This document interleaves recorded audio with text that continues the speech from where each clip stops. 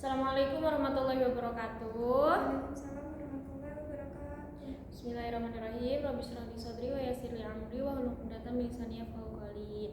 Baik, teman-teman semuanya, apa kabar? Baik. Alhamdulillah kalau baik. Nah, di sini saya sebelum kita mulai kegiatan, alangkah baiknya kita membaca doa terlebih dahulu. Membaca doa dimulai.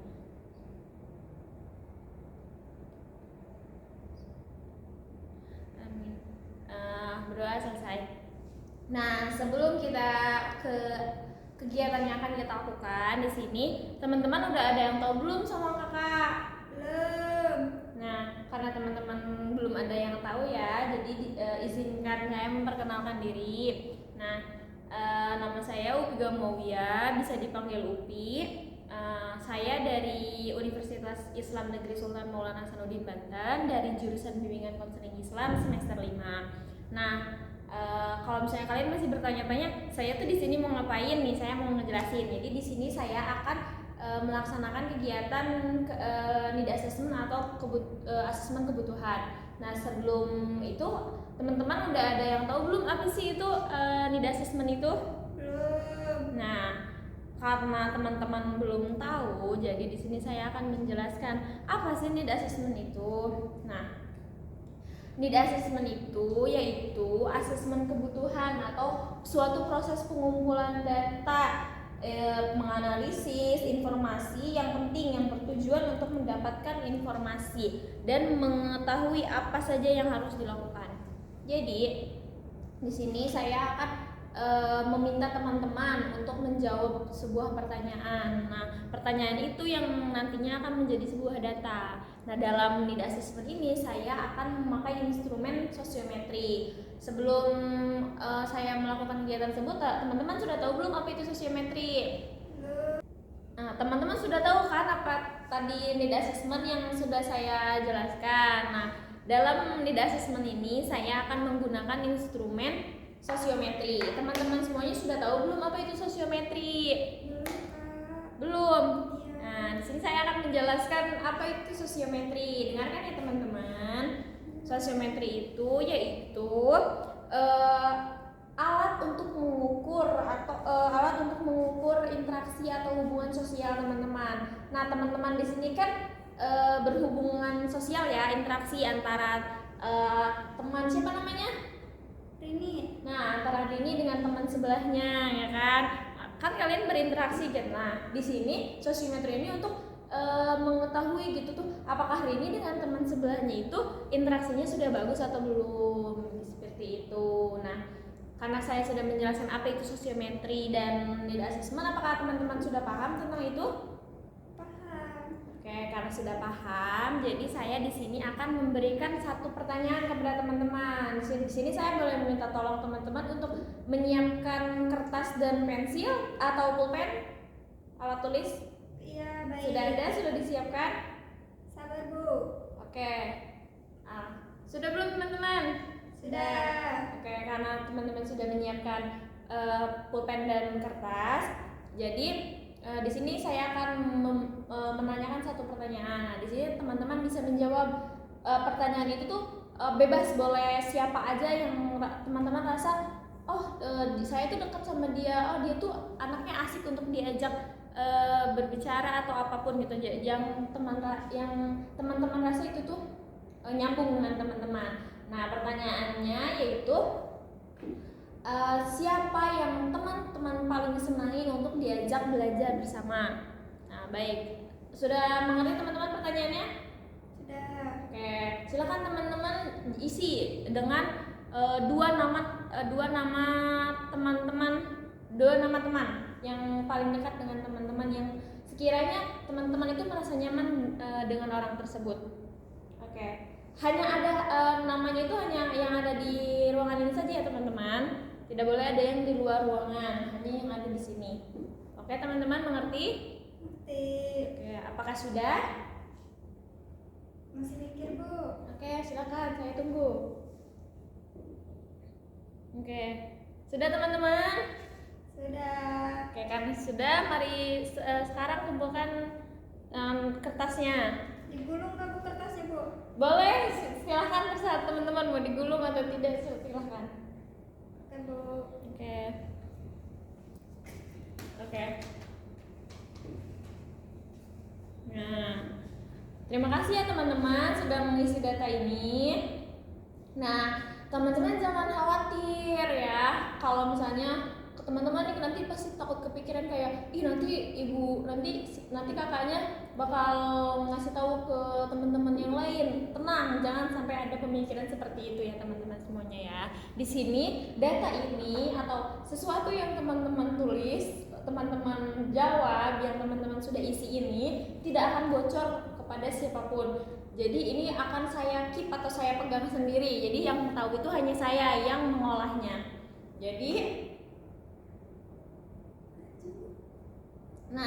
Jadi teman-teman tidak perlu khawatir, ini akan bocor ke tangan siapapun juga. Mengerti ya teman-teman?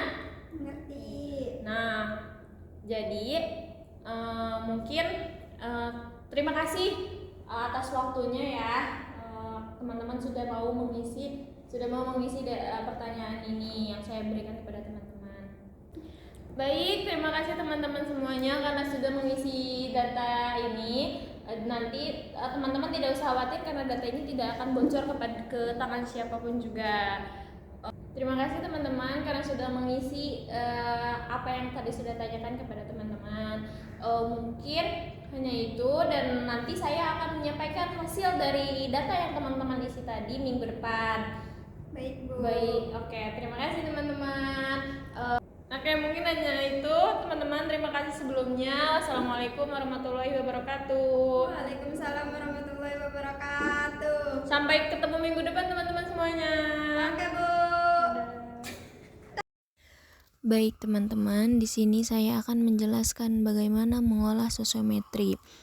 Dapat dilihat dari tabel yang saya tampilkan, terdapat 4 kolom yang berisi pertama inisial atau kode dari data yang sudah saya dapat kemarin.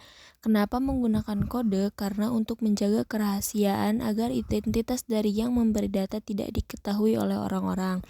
Yang kedua ada jenis kelamin, yang ketiga ada pilihan 1, dan yang keempat ada pilihan 2. Maksud dari pilihan 1 dan 2 ini adalah nama atau orang yang dipilih berdasarkan pertanyaan yang saya ajukan ketika need assessment kemarin. Kode yang digunakan bisa apa saja berupa angka, huruf, atau apapun, dan saya ini memilih menggunakan huruf, yaitu seperti AB, AC, AD, AE, dan seterusnya. Nah, dari data sosiometri ini selanjutnya membuat sosiogram. Sosiogram ini membantu kita untuk menemukan mana nama data yang tidak terpilih.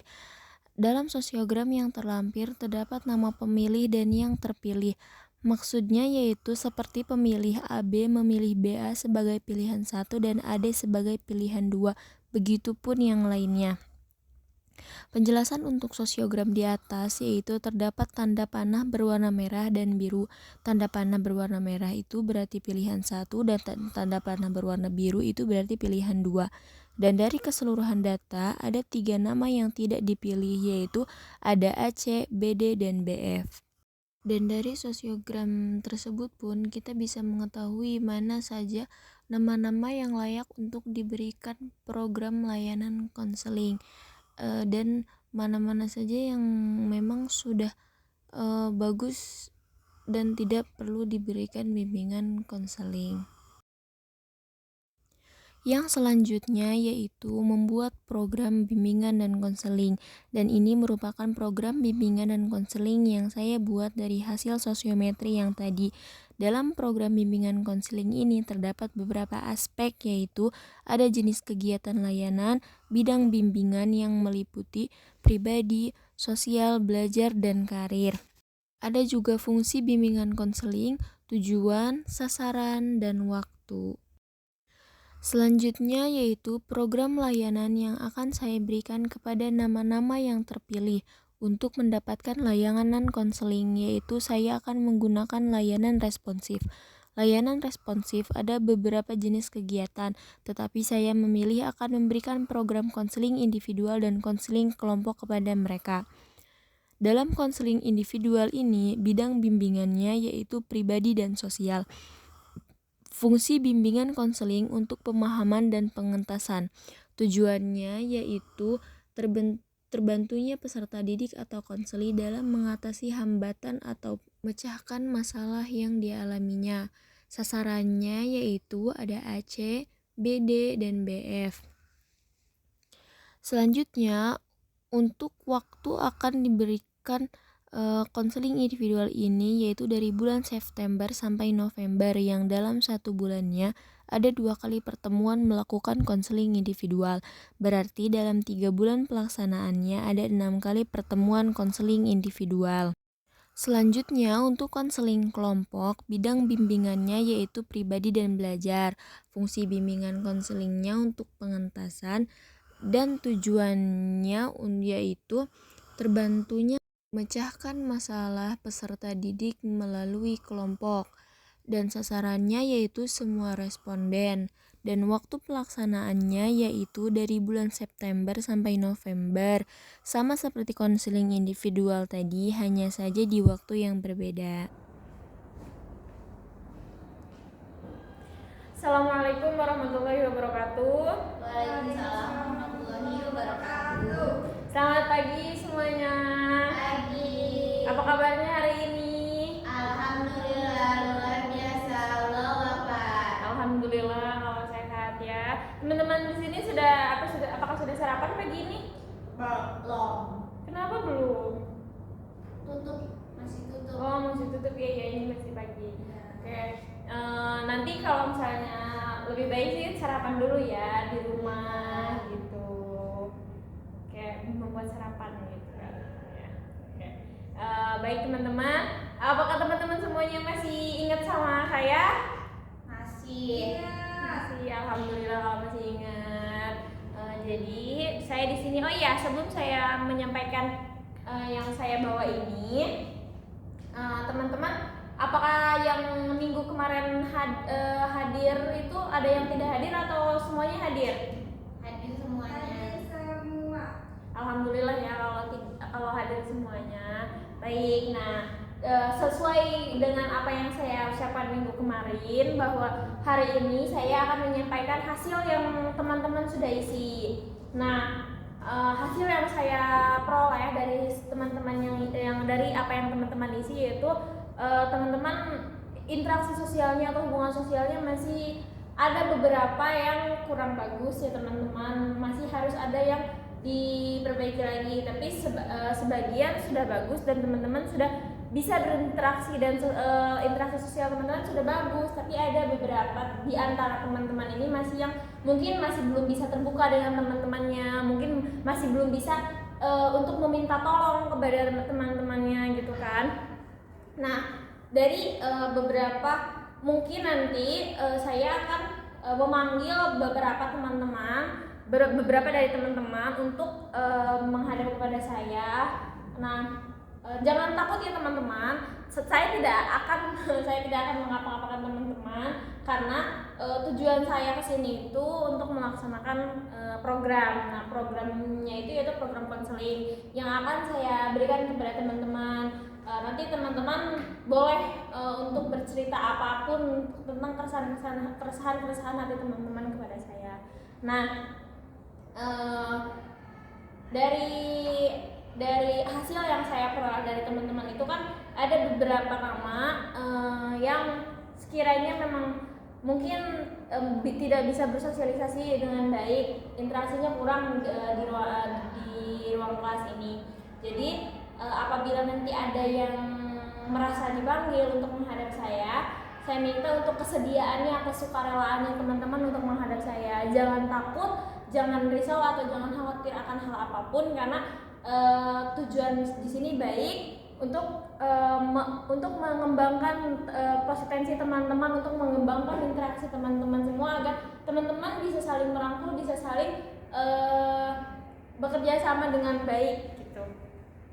Baik, Bu. Oke, apakah ada pertanyaan teman-teman? Cukup. Oke, mungkin hanya itu yang bisa saya sampaikan dari laporan yang saya peroleh dari teman-teman ini. Saya harapkan teman-teman bisa bekerja sama dengan saya. Jadi untuk orang-orang yang nanti akan sekiranya dipanggil oleh saya atau guru BK, nanti bisa langsung menghadap ke saya atau bisa menghadap saya ke ruangan seperti itu. Mungkin hanya itu. Saya ucapkan terima kasih banyak kepada teman-teman karena sudah mau membantu saya dari minggu kemarin hingga sekarang. Jadi hanya itu. Assalamualaikum warahmatullahi wabarakatuh.